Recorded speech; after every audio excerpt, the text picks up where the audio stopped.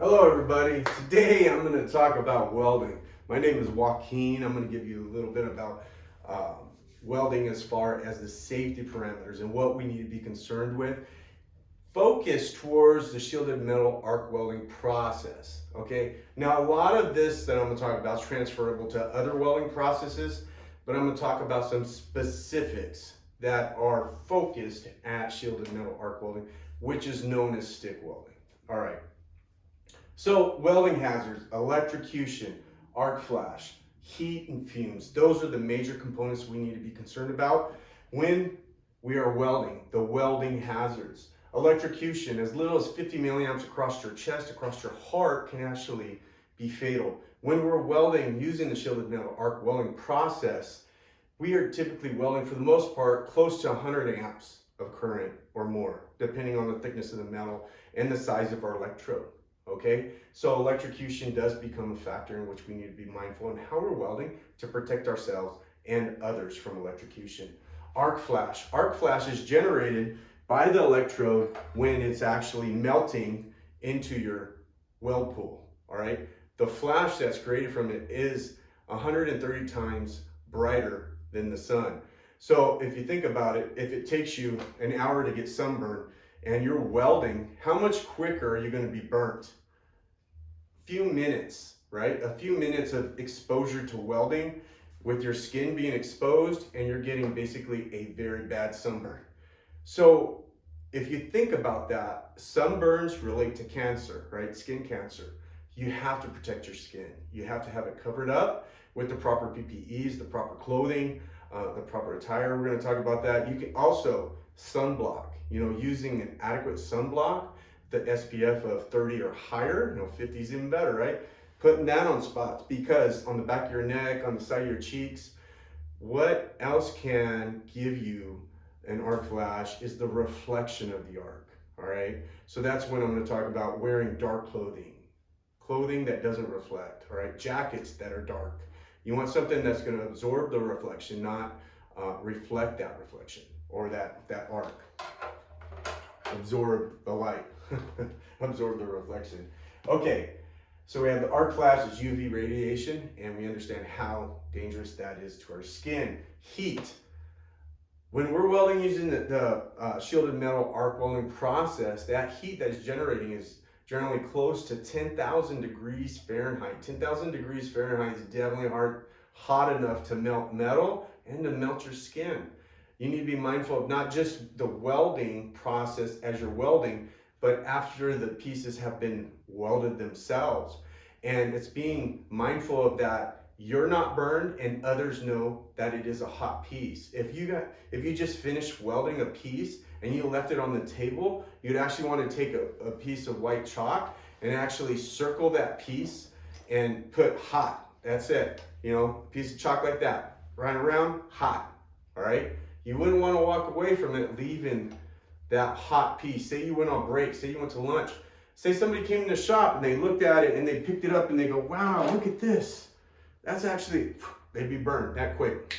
In an instant. You do not want to walk away from a hot part and leave it open for somebody else to actually come in and make a mistake of being burned.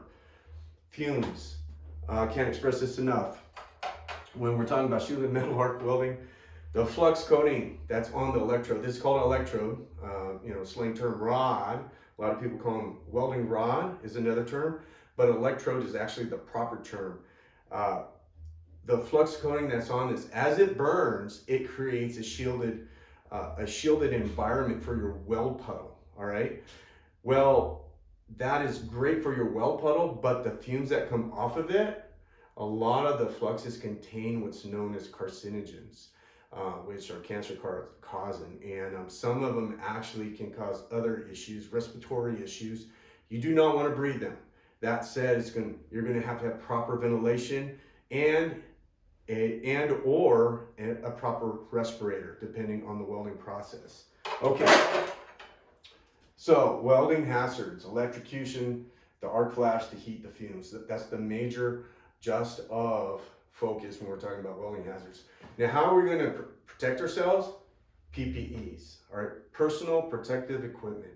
We have to have the proper equipment to the proper application of the welding process that we're going to be using. And we're talking about shielded metal arc welding again. Safety glasses. So the type of safety glasses we should be wearing should be safety glasses that fit nice and tight against the contour of our face, on our brow, and our cheek. We want them to fit tight. Now, safety glasses are required as soon as you walk in the shop. Other people are welding. When you walk into the shop, you're walking in through a door.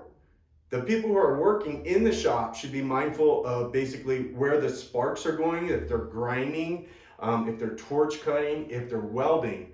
They could be in a booth or they could be on a table. And if they're on the table and you walk in a shop, you're gonna be basically flashed. So it's up to the welder to actually prep the area to protect others if they were to walk in. Be mindful of others when you're welding. That's very important. Safety glasses. You're wearing them underneath the hood. You have to wear your safety glasses underneath the hood, your welding hood. The reason being is that you're going to get sparks that fly up, fly over, and fall down. And wearing a welding hat, I just have on a regular black hat right now, but when you're welding, you want to protect the top of your head, all right? And with your glasses on, if you get any dingleberries or hot sparks coming in, this is going to prevent them from becoming in contact with your eye. You have to protect yourself to the best means possible. So you want to wear your hood. When it's on, you have to have your glasses. On top of that, when you're welding, and say I just finished a pass and it's covered with slag, okay? I go to remove this slag. I don't want to sit there and beat it and cause a bunch of basically indentions in my weld. That's not correct. A lot of times you could scratch the slag off or slightly chip it and it'll come off. Well, when you're doing that, you want to make sure that your hood is down. The reason why is that slag will come up and land on your lip. And it will burn you just as fast as it touches you. It will burn you, all right? Another reason is that slag can work its way to bounce up on your hood and down through any little crack between your lens and your face, which will actually just go right in your eye. So again, safety glasses, number one, protect your eyes. The welding hood, get a good welding hood. A lot of guys prefer the self-darkening welding hoods that they have on the market. For the longest time, many years, I would not buy a self-darkening hood because I couldn't believe that that electricity can beat the speed of light. And so for the longest time, I refused to buy one of these self-darkening welding hoods. And I finally bought one. I was like, what was I thinking? They come pre-darkened when you're using them. They already have a slight tint to them. And then when you start to weld, instantaneous, they darken up on you. And they work fantastic. They're adjustable in shades. This one I have right here. The one thing I'll say about your PPEs, you got to take care of your PPEs. I was just talking about glasses. If these are in your pocket and you're scratching them up basically in your pocket all the time, the lenses are going to become damaged, scratched up. It's going to impact your ability to see very well through them. On top of that, this lens, you can see there's a bunch of splatter from over time, especially when you're welding overhead or vertical. This becomes damaged over time, and this is replaceable. So you always want to have this piece of plastic on there in which you can replace it. Now, we're talking about PPEs, and just to focus on this when we're talking about safety glasses and your welding hood, what's really important is that you can see, okay? I would highly recommend you have your eyes examined to make sure you have 20/20 vision. Otherwise, you're going to have what I have, which are actually magnifiers. Magnifiers will fit inside your hood to actually magnify the area you're welding. Now, I could weld with or without them, but I definitely see an improvement when I weld with them. And if you are trying to weld and you don't even know that you actually have an eye problem, you are not going to be able to see that puddle in which you need to focus on. So your eyes are so important. You have to have the proper PPE. You have to take care of your PPE, like I was just talking about with the glasses and the lenses. Okay, proper clothing, very important. When I talk about clothing, why? Polyester or polyester blend clothing is very bad. You cannot wear that when you're welding. You don't want to come with a tie and a nice button-up shirt that's basically going to melt to your skin. All right, now that said, now we have the COVID rules here in California. I have to watch my students and make sure they're not wearing a polyester blend mask when they walk into the shop and they're going to either grind or weld or whatever they may be doing. Tell them, take that puppy off and put your respirator on, because that will actually melt to their face. All right. Cotton, good. Dark clothing is what you want. You want something, again, that's going to absorb the light, the bright light. You don't want something that's a brighter color that's going to reflect the light. You want it to absorb the light. So dark clothing is ideal. This jacket's leather, and buttoning it up is what I typically do. I'll button it all the way up so I have the best protection on the front of my neck, okay? Gloves. Gloves and shoes. So we talked about gloves. These gloves you can see are thicker than these. This is a thinner type glove. This is typically used for gas tungsten arc welding, which is more of a finesse of feeding that filler rod. And these are used for stick welding, or which would be no shielded metal arc welding, okay? All right, shoes. You need to wear work boots, steel toes. They need to be leather. And the reason I say that is that if they're a canvas of any type, it's just gonna burn right through it, right down into your sock and onto the top of your foot, which will actually be burning you. There's nothing you're gonna be able to do about it because it's underneath the tongue of your boot. They make coverings for existing boots, but they also make boots that have basically a carpal protection flap of leather. Those are awesome for welding, that actually cover the lace areas, so you will never get any hot slag or anything coming to the top of your foot, being able to contact the top of your foot. Levi's are great, as long as the Levi's aren't designer Levi's with the fancy holes in them, okay? Because those fancy holes with a little bit of fringe actually are combustible, and they allow debris, hot chips, slag, all that to go in there and burn you in the leg. And typically it'll go in there, get in your leg, and it'll get right in basically the crease of your leg, and there's gonna be nothing you can do about it quick enough before it burns you. You show up to work with something like that, say you show up to work and there was a hole in your jeans, you're like, oh, there's a hole in my jeans, what am I gonna do? Well, there's chaps, there's leather aprons, but you could also take basically flame retardant tape and put tape over that hole, okay? Cover it up, because one, you don't want your jeans to start on fire, but you also don't want anything hot getting inside that hole. Respirators. Buy the proper respirator for the application which you're going to be using it for. All right. Again, different metals are going to emit different hazards, so you want to make sure you have the correct respirator for the application which you're going to be using it for. And then earplugs. Anything over 85 decibel starts to damage your hearing. You want to make sure you have earplugs in the shop, but also when you start to weld in a vertical or overhead position, because that splatter, when it comes off, it's bouncing around everywhere and it wants to go in your ear. It likes to go in your ear, and I'll tell you what, I've had it happen, and all you hear is, you know, what type of permanent ear damage did that just do? Environment. A 10. Now, when we talk about environment, let me slow down here and just say, you want to assess the area, okay? When we're talking about this part of the safety, this is being proactive, right? Everything about safety is being proactive, not reactive, all right? Understanding the hazards, all right, the potential hazards, wearing the proper protection, and then the environment. You want to be able to assess the area, okay? Your organization may have a hot works program, and typically it's under OSHA that you abide by a set of circumstances that will help reduce a bad situation, all right?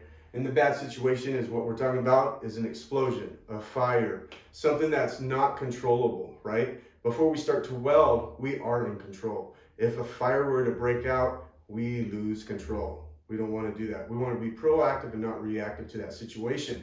But if something did go wrong and we had to put out a fire, we have a 10 ABC fire extinguisher. That 10 is 10 pounds of a compound that could actually put out, A is for wood, paper products that are your basic combustibles, B is liquids that could catch on fire, and C is actually electrical fires. It's a good all-around fire extinguisher. Now, if you're going to be welding metals that are combustible, like magnesium or titanium, titanium has a high percentage of magnesium in it, and as you're welding that, it can be welded, but if magnesium starts to burn, What happened, it becomes very difficult to put out, and you have to have what's known as a D fire extinguisher. They're typically a yellow color, and that's for putting out combustible metals, a D as in dog. You want an area that's 35 feet of clearance around you where you're working. That means nothing's combustible within 35 feet. You don't want something that's an aerosol can, something that can ignite your carburetor cleaner. You don't want it sitting there on the table. 35 feet of clearance. You don't want a trash can full of oily rags sitting there, okay? You want to make sure you have 35 feet of clearance of where nothing's going to catch on fire. Fire watch. 30 minutes after you're done welding, you need to be able to watch that area for 30 minutes. Watching that area for 30 minutes will assure that nothing starts to smolder and actually catch on fire, okay? And then eye wash station is, you have an eye wash station. Do you have an eye wash station? Did you check to make sure it was working? Did you run the water to clear out and make sure it's clean? Is it outside where it could actually have hot pipes? You know, you want to clear out that hot water before you actually start using it for cold water. If you don't have an eye wash station, you need to have a bottle of solution that you can actually squirt your eye out and sterilize it. And why I say that is that typically we're going to be welding on, most of the time it's ferrous type metals which contain iron. If that gets in your eye, as soon as it's in your eye, it actually starts to rust, and we want to be able to wash it out, okay? Wash it out and seek medical attention afterwards, right? We want to be proactive and not reactive.